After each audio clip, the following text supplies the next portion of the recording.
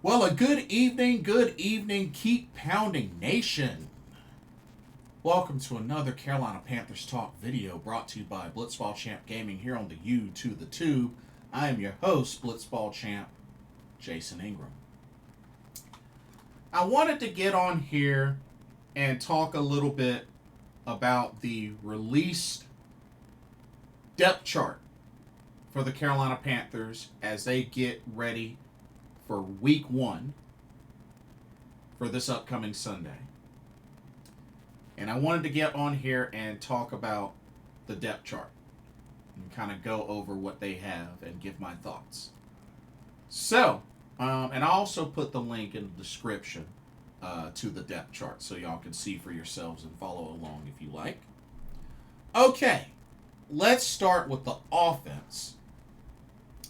So, you know what?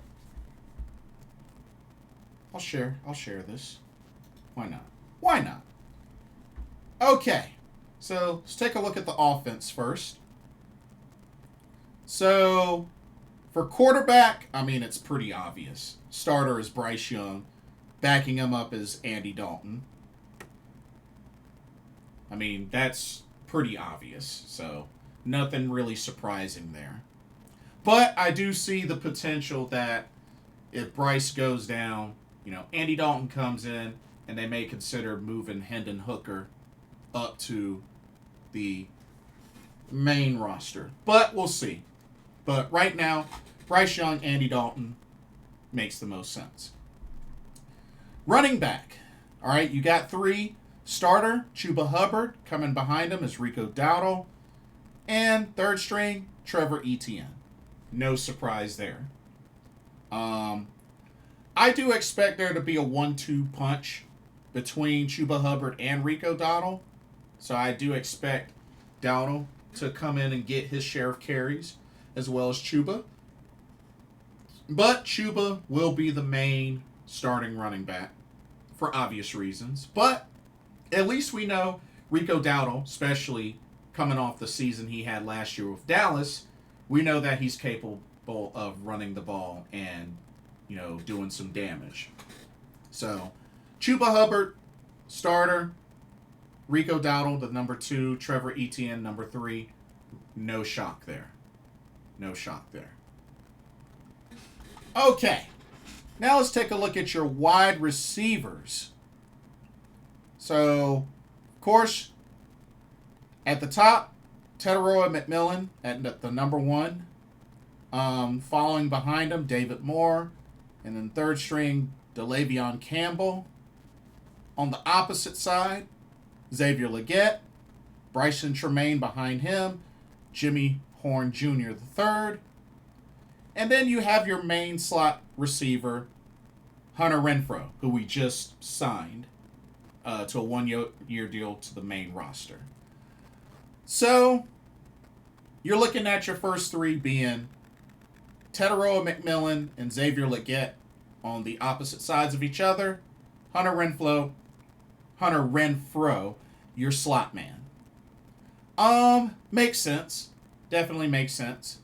I do expect to see some Bryson Tremaine and David Moore coming in on some plays as well, especially if they do some spreads, some 4 receiver sets, maybe 5 receiver sets. We'll see. But I definitely expect to see some David Moore and Bryson Tremaine as well, especially Bryson Tremaine with the camp that he's had. Now, we know that Jalen Coker is on IR, so he is going to miss the first 4 to possibly 6 games. So, hopefully, when he comes back, he'll be back in the lineup and really be able to do some damage, because he will definitely be missed. But with this for the wide receivers, nothing too surprising there. All right, tight ends. Jatavion Sanders will be your starter.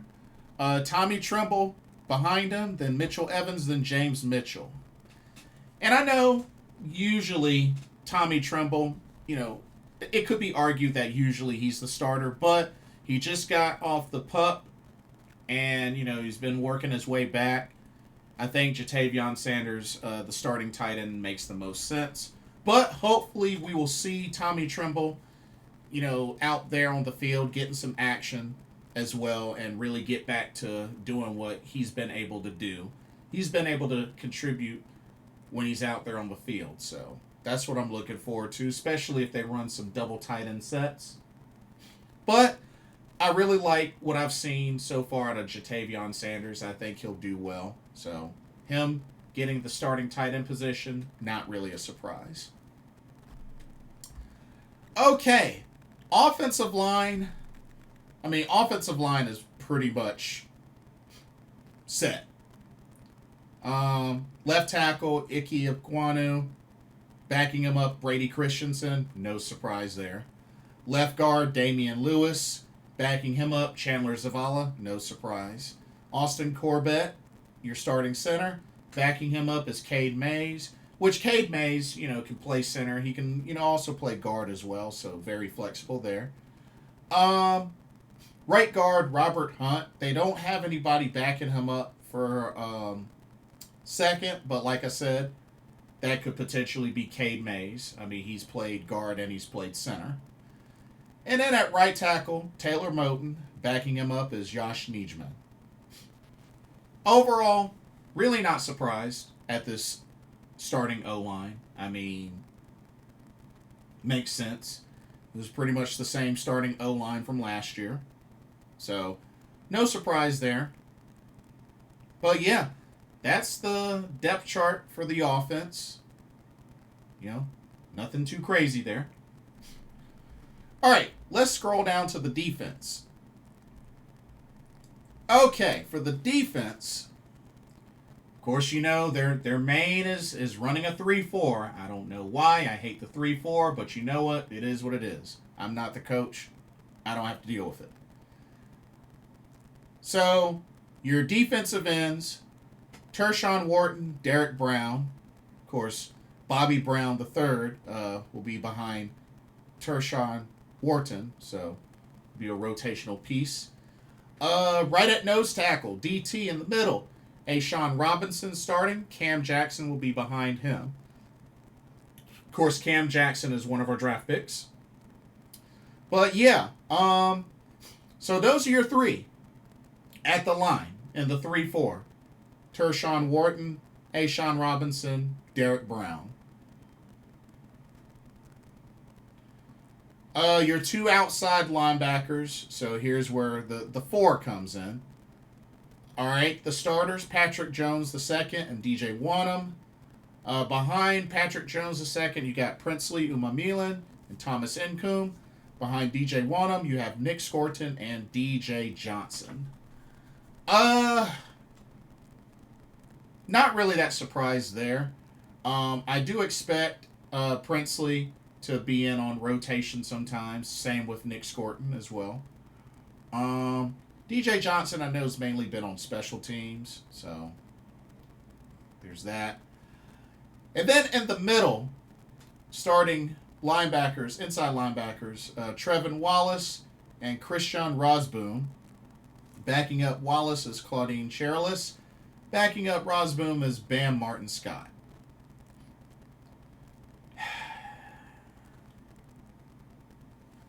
I do have my concerns. The linebacking core isn't as strong as it could have been. It really isn't as strong as it could have been. But, the team, the organization decided to go young. So, I get it. But hopefully this linebacking core can really do some damage and really help get the jump with the line. But like I said, I hate the 3-4 defense. I don't have any faith in it. But as long as they prove me wrong, I'll be happy. All right, quarterbacks. Pretty simple. Mike Jackson and J.C. Horn, your two starting cornerbacks. Behind Mike Jackson, you have Corey Thornton and Damari Mathis. Behind J.C. Horn, you have Charles Smith-Wade and Caleb Evans. I think we could definitely see some Charles Smith Wade in the mix as well. Um, probably at the nickel and probably, on rotation perhaps. And besides, I like Charles Smith Wade. But Mike Jack, J.C. Horn, not surprised there. All right. Your safeties. Starters, Trayvon Moreg and Nick Scott. Behind Trayvon Moreg, Damani Richardson. Behind Nick Scott is Lathan Ransom. I will say this. Depending on how Nick Scott does, Lathan Ransom, before the end of the season, could make an argument for taking that starting spot over Nick Scott. We'll see how Nick Scott does, but just thought I'd throw that out there. And Trayvon Moreg, not surprised that he's starting. So, yeah, no shock there for the defense, really. And then for special teams, so your main kick returner and punt returner will be Trevor Etienne. So that's who they got. Definitely not my first choice, but we'll see how he does. For kick returner, so Trevor Etienne, behind him Rico Dowdle, behind him David Moore, behind him Jimmy Horn Jr., and for punt return, Trevor Etienne, then David Moore, then Jimmy Horn Jr. I personally would have considered Jimmy Horn Jr. at the forefront, or at least over Etienne. If not him, then David Moore. But that's just my personal preference. We'll see how Trevor Etienne does, but he would not have been my first choice for a returner. But that's just me. And then long snapper J.J. Jansen, no surprise there. Punter Sam Martin, kicker Ryan Fitzgerald. A whole new kicking squad. So Sam Martin and Ryan Fitzgerald. So brand new squad there, but hopefully they can continue to do as well as what Johnny Hecker and oh my goodness. Dang, I already forgot his name. I feel so badly I already forgot his freaking name. Oh well. But yeah, that's the depth chart that they have. But like I said, overall, nothing too shocking, to be honest with you. Nothing too shocking.